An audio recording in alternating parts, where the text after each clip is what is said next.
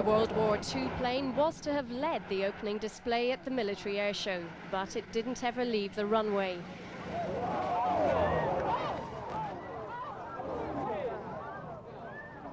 Seen in slow motion as the Corsair was about to take off, another plane appeared to stop in its path.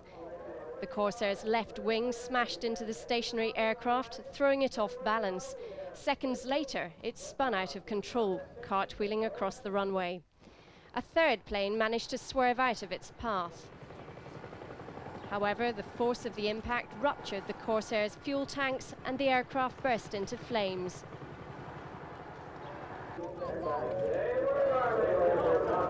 Spectators were ordered to keep back as fire crews made their way to the wreckage. They managed to pull the pilot Lloyd Doctor clear. Miraculously, he survived, although he's still critically ill in hospital. Emma Kennedy, ITN. 9 out of 10 new cars are failing to meet anti-theft standards set out by the Home Office. Research out today reveals it can take just 2 seconds to break into many of the most popular models on the road. And What Car magazine found that even some of the most expensive cars were ludicrously easy to steal. Joyce Ohaja has the details. A car tester shows how easy it is for a thief to break into most cars.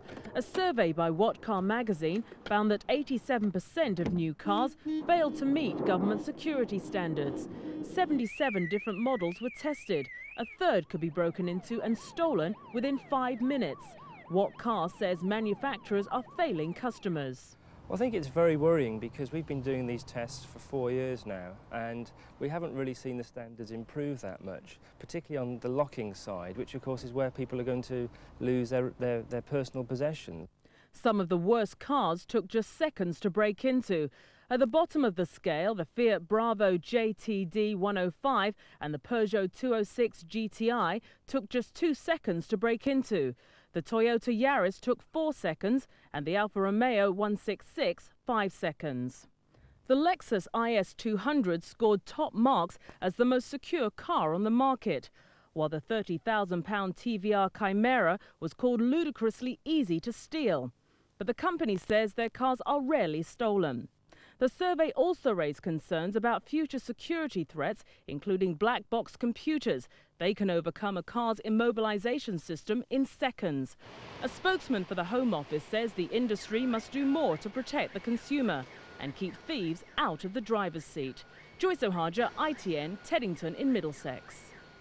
Kate Hoey took up her new job as Minister for Sport today and declared her first priority was to get Manchester United back into the FA Cup this season. They've pulled out so they can take part in a World Cup contest in the new year.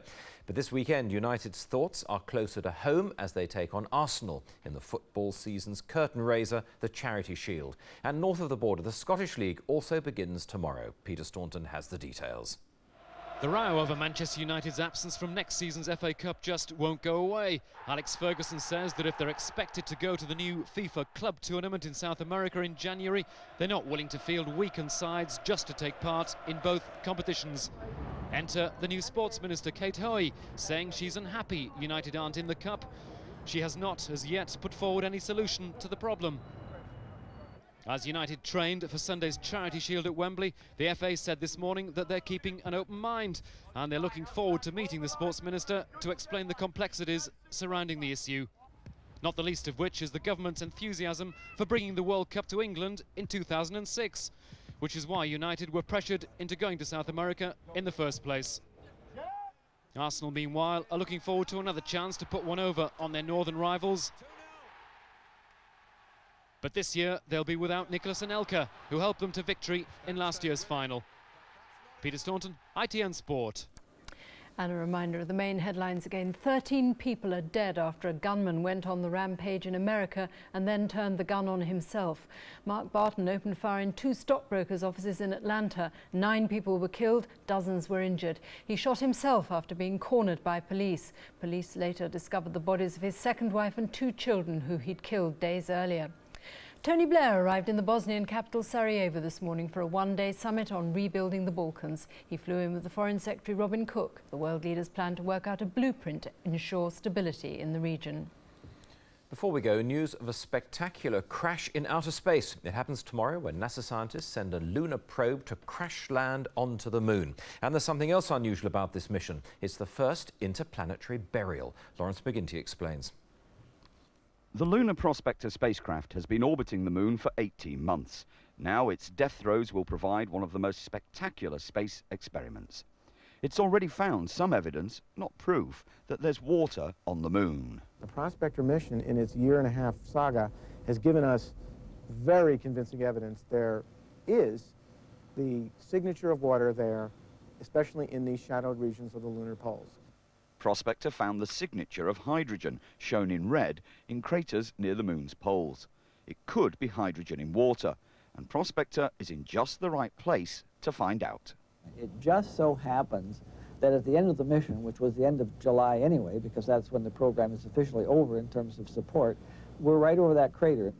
Prospector will hurtle into that crater in a controlled crash at almost 4,000 miles an hour, throwing up a plume of dust and, hopefully, water.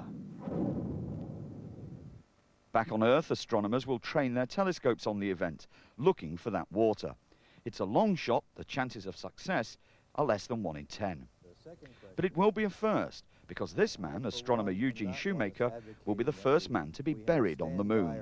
He died 2 years ago, and Prospector is carrying his ashes. 3 decades ago, Shoemaker trained the Apollo astronauts. He couldn't go to the moon himself because of ill health. Finally, he will land. Lawrence McGinty, ITN. And that's it from us. We'll be back on Monday at 12:30. Till then, goodbye and have a good weekend. Goodbye.